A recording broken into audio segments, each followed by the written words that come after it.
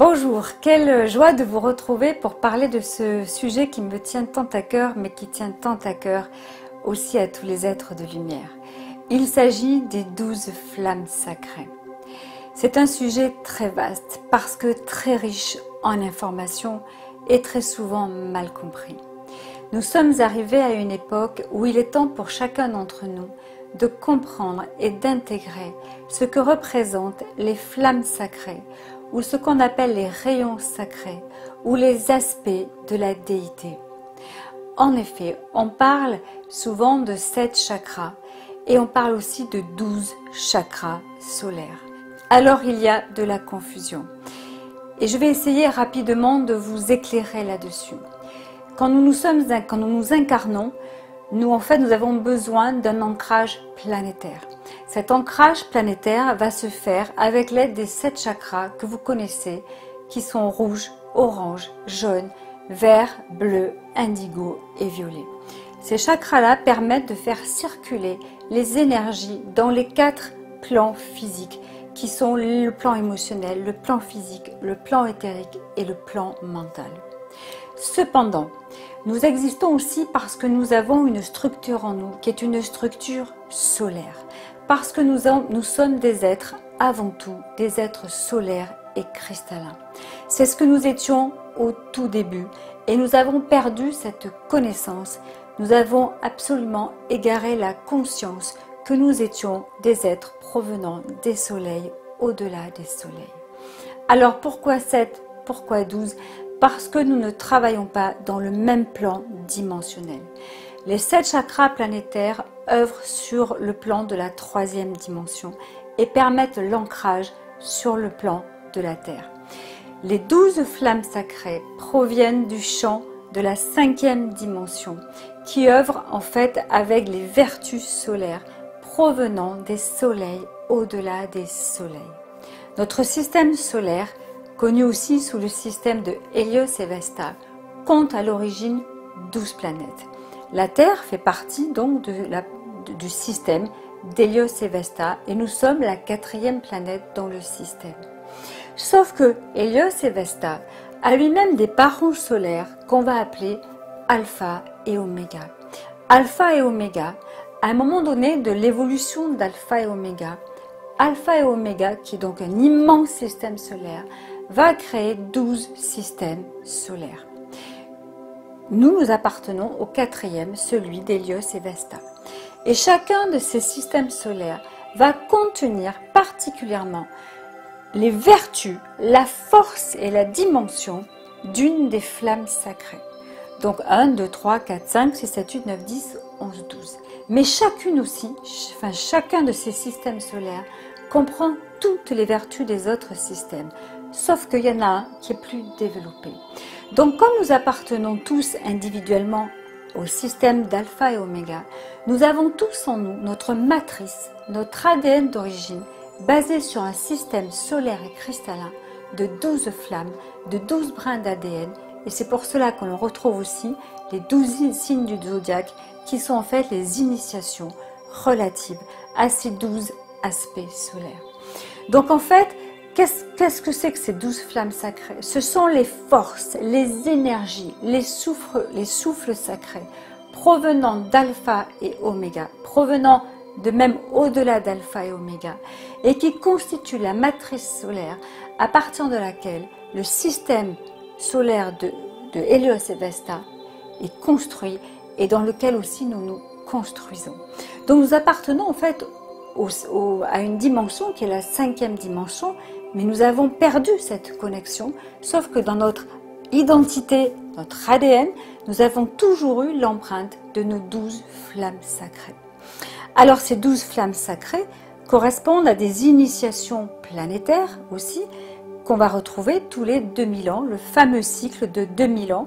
Nous quittons l'ère du poisson, dont la flamme, c'est la flamme 6, rubis or, qu'ont porté Jésus et Marie-Madeleine, et nous rentrons dans le 7e cycle, celui de Saint-Germain, celui de la liberté, celui de l'ère du Verseau, qui va durer 2000 ans.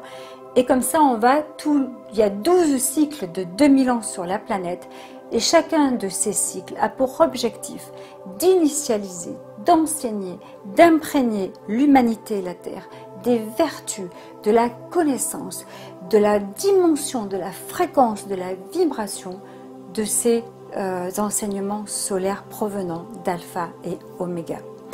Donc chacune de ces flammes va être portée par des êtres particuliers qui sont les archanges, qui sont les Elohim, qui sont les Shohan et qui sont aussi les maîtres ascensionnés. Donc chacun d'eux va avoir un travail bien particulier pour faire en sorte que l'humanité intègre, comprenne et applique la magnificence que portent ces rayons solaires, ces flammes solaires dont nous sommes tous construits. Donc, quand on parle des flammes sacrées, on parle de 12 flammes parce que ce sont des initiations dont le but est d'intégrer et que l'humanité intègre toutes les vertus. Et quand toutes les vertus sont totalement intégrées, la reconnexion à son identité divine peut se faire dans son intégralité et c'est comme ça qu'on ascensionne. L'ascension ne peut pas se faire si nous n'avons pas intégré les valeurs, les vertus, les forces associées à ces flammes sacrées. Donc pour les reprendre toutes individuellement, la première flamme c'est la flamme bleu saphir qui porte la force du masculin sacré, de la force divine, de l'autorité divine, de la protection. Elle est bleu saphir et elle est portée par les énergies de l'archange Michael et de Lady Foi. Il y a bien sûr d'autres maîtres qui travaillent avec ces archanges, mais ça fera l'objet d'une autre vidéo. Le deuxième aspect de la déité, donc la deuxième flamme sacrée, c'est la flamme jaune or, qui porte en fait les vertus de la sagesse, de l'illumination, de la conscience christique. C'est souvent là qu'on va trouver ce qu'on appelle les fréquences de la 4e dimension. Donc on nous demande avec cette vertu-là d'être des gens éclairés, des gens sages, des gens qui portent, qui pratiquent en fait la connaissance. Pardon. La troisième flamme sacrée, c'est la flamme de l'amour. C'est une de couleur rose, d'un rose qui va du plus profond au plus tendre, et c'est la force de l'amour inconditionnel, de la tolérance, de la compassion et du féminin sacré. Et tant que nous ne remettons pas ces vertus dans notre quotidien, cet amour face à nous-mêmes, cet amour face à tout ce qui est, et si notre réponse n'est pas une réponse d'amour, nous nous perdons encore dans le processus de l'illusion et de l'ego, et c'est ce que nous fait travailler ce troisième rayon, cette troisième flamme. Le quatrième aspect de la déité, c'est celui de la pureté, qui est bien sûr blanc d'un blanc étincelant. Cette pureté porte aussi les vertus de l'ascension, de la résurrection et de ce qu'on va appeler le concept immaculé. Et je reviendrai sur une vidéo sur ce que signifie le concept immaculé et ce que souhaite Marie, ce que Marie souhaite que nous comprenions par rapport à cette conscience du concept immaculé. Le cinquième aspect de la déité, c'est ce que l'on va appeler la vérité éclairée. C'est la clairvoyance, c'est la guérison, c'est la concentration aussi, c'est la consécration, l'important de s'engager dans quelque chose. Donc ça c'est le cinquième qui est encore au niveau du troisième œil, ce qui explique que c'est aussi la concentration et la consécration. Le sixième aspect de la déité, c'est justement l'air du poisson que l'on vient de quitter, qui est en fait rubis or et qui porte les vertus de l'unité, aussi de la résurrection, de la grâce, de l'engagement, du dévouement et aussi de la paix et aussi de la guérison parfois.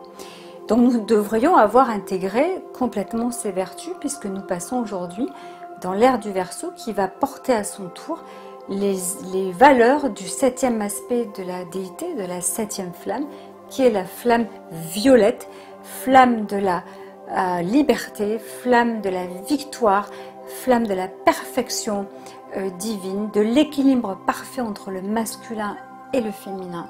C'est vraiment cette ère portée par Saint-Germain dans laquelle nous sommes rentrés et qui demande et qui exige aussi une grande reconnexion à sa présence je suis parce qu'il n'y a pas de liberté sans cette reconnexion à cette divinité intérieure. Le 8e aspect de la déité est de couleur aigue marine. Et sa vertu associée est la clarté, le discernement, la limpidité. Être capable de déchirer les voiles, d'aller au-delà de l'illusion. C'est un rayon dont on a particulièrement besoin parce qu'il permet d'éviter des égarements parce qu'on s'est souvent laissé happer par les illusions extérieures. Le 9e aspect de la déité est de couleur magenta. Et la vertu qui est associée, c'est l'harmonie, l'équilibre, le silence intérieur. Très souvent, on nous dit, c'est la flamme qui nous dit, pensez à sceller vos lèvres avant de dire n'importe quoi. C'est une très belle énergie aussi qui amène, surtout sur la planète, en ces temps particuliers, tellement d'harmonie et d'équilibre. Le 10e aspect de la déité est celui de la paix et de l'abondance. On associera toujours ces deux vertus parce que l'une ne peut pas aller sans l'autre. Sa couleur est d'un or étincelant. Et aussi, il est important de l'utiliser et justement de pacifier tant de choses parce que plus on a pacifié à l'intérieur de soi, plus les portes de l'abondance et de l'abondance financière peuvent s'ouvrir. Le 11e aspect de la déité est celui de la joie et de l'ordre divin. De même, ces deux valeurs sont inséparables. Dès lors que les choses sont justes, dès lors qu'on ose notre vérité, dès lors qu'on ne porte plus le pouvoir à l'extérieur, dès lors que l'on reprend son vrai pouvoir pour recréer ce qui est juste, pour participer à la co-création dans un ordre divin, on ressent énormément de joie et d'enthousiasme. Et cette joie et cet enthousiasme sont nécessaires pour aussi accélérer les particules d'une manifestation absolument magnifique. La couleur, je ne sais pas si je l'ai dite, elle est pêche. Et le dernier aspect de la déité, le 12e, c'est un aspect mal connu. Sa couleur est opale, opaline. Et en fait, il porte les vertus de la transfiguration, de la transformation, de la jeunesse éternelle. C'est vraiment un changement de fond par rapport à chacun. Et on vit énormément puisqu'on a passé, comme je vous l'avais dit dans d'autres vidéos, le cap de 2012 et on nous demande d'intégrer les valeurs et les vertus de ces flammes sacrées. Donc on les vit tous chaque jour et on est sollicité par ces vertus chaque jour dans nos vies quotidiennes. Et cette transfiguration, ce 12e aspect de la déité, exige un nettoyage de fond, une transfiguration, c'est-à-dire que c'est vraiment, on se transforme dans la forme physique, on passe d'une base carbonique à une base cristalline et ceci engendre énormément d'inconfort, de douleur, de perturbation, un changement de perception de soi et des autres. Donc c'est une vertu assez particulière et c'est une flamme qu'il est bon d'invoquer parce qu'elle permet d'accélérer et de faciliter le processus de transfiguration que demande l'intégration de ces 12 flammes qui fait partie du programme et du processus d'ascension. Il est évident que quand nous utilisons les flammes sacrées, on ne peut pas le faire sans l'intervention et sans l'aide de notre présent Je suis et sans l'aide non plus de tous les êtres associés et qui travaillent particulièrement avec ces flammes, avec ces rayons et avec ces vertus. C'est vraiment ce que souhaite Saint-Germain, c'est que nous comprenions qu'au-delà du fait que nous soyons entrés dans l'ère du Verseau, cette ère du Verseau qui demande à exprimer la liberté, et cette liberté est tellement plus vaste que le simple fait de croire que je peux faire ce que je veux, c'est vraiment pour être libre comme le souhaite Saint-Germain que nous le soyons et tous les êtres de lumière.